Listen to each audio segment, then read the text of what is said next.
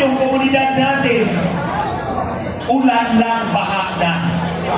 At hindi nasusunod ang problema dahil ninanakaw nila. And nobody exemplifies it more than this president. Ito, basta Marcos magnanakaw. Alam na natin yan. Ngayon, ito, General Browner. At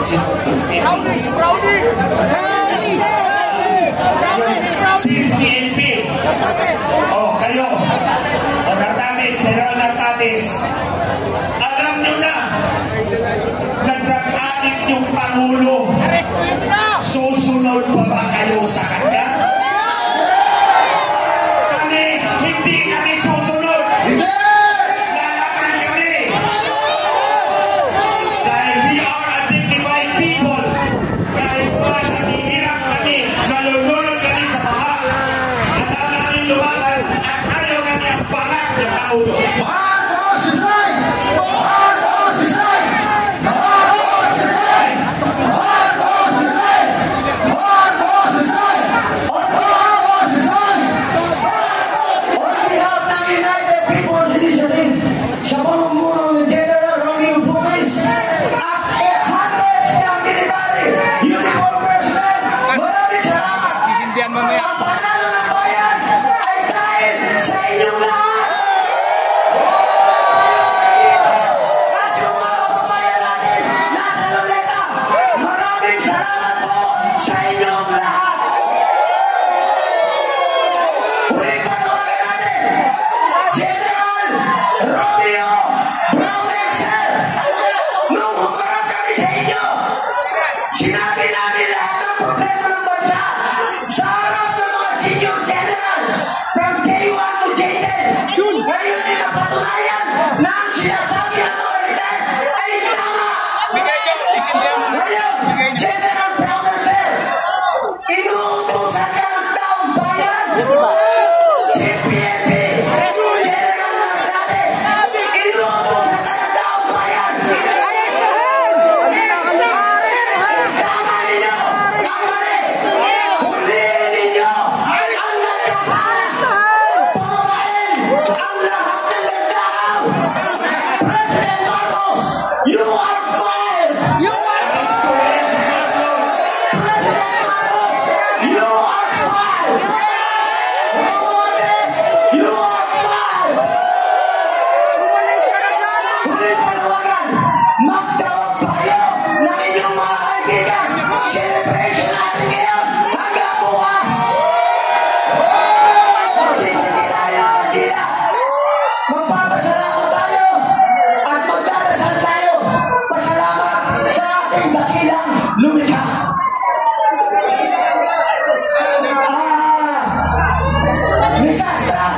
Miss Astra, please. Habang tayo po ay nagsisindi ng kandila, tandaan po natin na ito ay simbolo ng ating panalangin, ng ating pag-iisa. Pagkakaisa natin ito, ako po luluhod ngayon. Ako po ay luluhod sa ating dakilang Panginoon, una sa lahat. Pero pangalawa, lumuluhod din po ako sa mga mayayaman, sa mga edukado, sa mga businessman, sa mga bulan pa rin hanggang ngayon.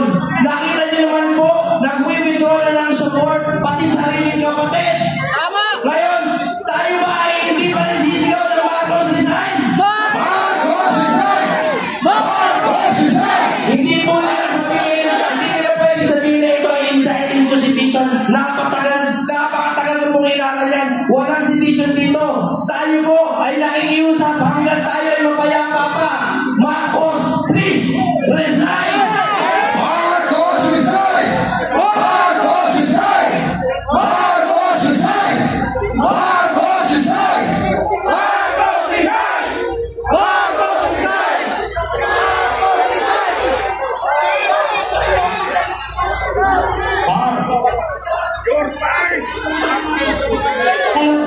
Yung mga walang kandila, pati-on, ano yung mga cellphone flashlight.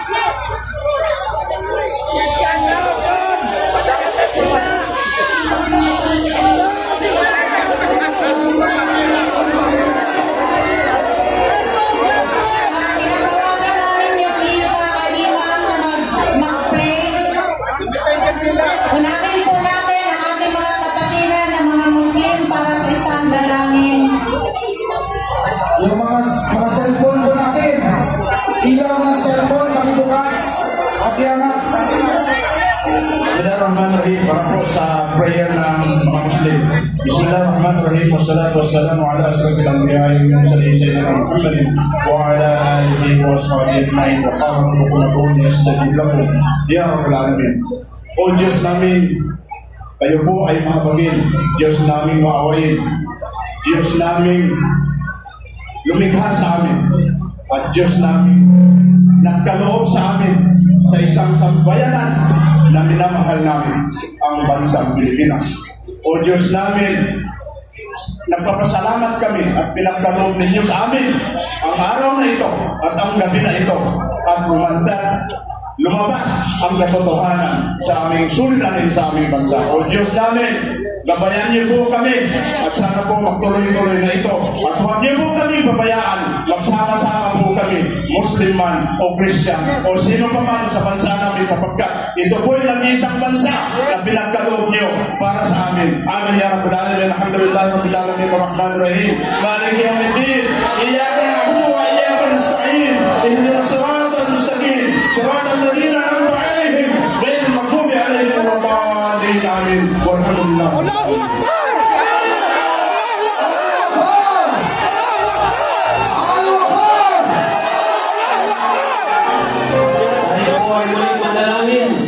Iyoko natin ang ating mga ulapit, ang ating mga dama. Kami ay nagpapasalamat na narinig mo ang aming mga daing, ang mga iyak ng aming puso, lalo ng aming mga kababayan na nasa lantanan ng lindol at bagyo. Tunay ka kang Diyos na hindi bulag at bini. Iyong nakikita ang mga tunay na nangyayari. Kami sa gabing ito ay nagpapasalamat na inilantad mong lalo ang katotohanan sa mga nakaraang mga araw. At sa gabing ito, Lord, ay pinakita mo sa amin, ito nga ang katotohanan na ang mga namumulo sa aming bayan ay hindi maaaring pagkatiwalaan na mamulo sa kinabukasan ng aming mga anak at ako. Dahil nasa kanila ang pundasyon at kinabukasan ng aming bayan. Ama, nagpapasalamat kami na sa kabila ng mga kalamidad ay nandyan pa rin ang iyong awat biyaya. At sa darating na mga araw ay makikita namin ang panibagong araw at sigla ng aming bayan kung ang mga namumulong ito ay mawala na sa kanilang mga posisyon at muli kami magsimula bilang isang bayan na nagkakaisa. At Ama, ipinagkakatiwala na namin ngayon, bukas ay wala na ang mga nasa Malacanang. At ito ang aming dalangin sa pangalan ng Ama, ng Anak at Espiritu Santo. Amen. Sinasabi sa salita sa Isaiah 1:23, your rulers are rebels, partners with thieves. They all love bribe and chase after gifts. They do not defend the cause of the fatherless. The widow's case does not come before them. At dahil dito, sinasabi ng Panginoon ay wawakasan niya ang ganitong uri ng leadership. Let us all raise our hands to heaven. Let us pray and surrender the Philippines to our God. Father, we worship you for your goodness, O Lord. We thank you because you love the Philippines and you love the Filipino people. Our hearts are now being surrendered to you because we know that this victory is for our country and the victory belongs to you, Lord. You, Father, are able to judge both the body, the soul, at wala pong makakaligtas sa iyong katotohanan. Maraming salamat sa paghipo mo sa mga taong nagsalita upang mapahayag ang katotohanan. Ikaw po ang kumilos nito. Kung kaya ngayon ay ikaw ay aming pinapasalamatan. You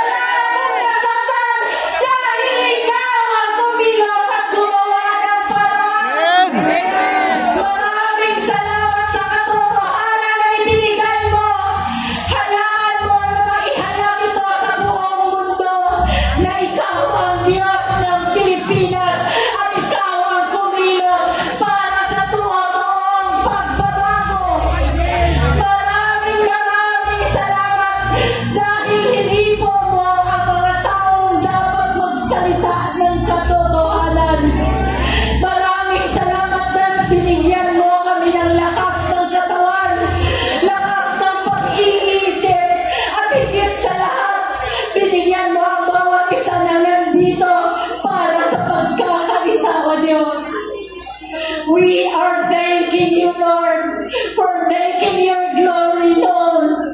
Walang tao, walang organisasyon na higit na lumaganap dito, O Diyos, kundi ang bawat Pilipino na nagkaisa at mag-surrender para sa iyong pagkiyos.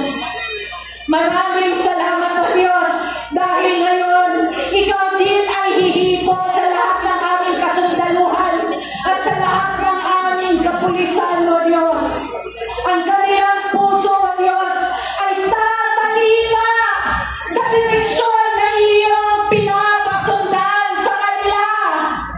Maraming salamat sa gabi ito because victory has been given to the Philippines and the Filipino people.